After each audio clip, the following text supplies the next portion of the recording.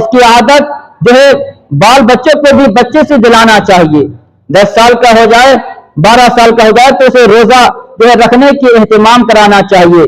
छोटे से आदत बनती है, तब जाकर के बाद में फिर वो इंसान रोजा रखता है। और अगर बच्चों से आदत नहीं दिलाएंगे, भी बूढ़ा भी हो जाएगा, सही भी रहेगा, फिर भी बहाना बना करके रोजा नहीं रखेंगे। इसलिए बच्चों को जो है बचपने ही से रोजा रखवाने की कोशिश करना चाहिए।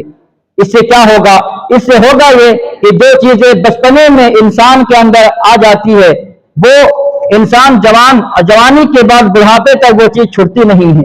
इसलिए जो लोग बचपने से रोजा रखने का आदी है, उनके सामने कुछ भी हालात आ जाए छोड़ने के लिए तैयार नहीं होता है। अगर डॉक्टर ने उसे मना कर दिया कि तुम्हें इस साल रोजा नहीं रखना पड़ेगा, वो इंसान रोता है, यार मैंने पूरी जिंदगी रोजा रखा हूं, ये एक महीना मुझका मैं रोजा ना रखूं, ये कैसे हो सकता है?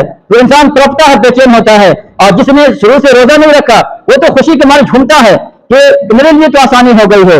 इसलिए रोजा रखना चाहिए।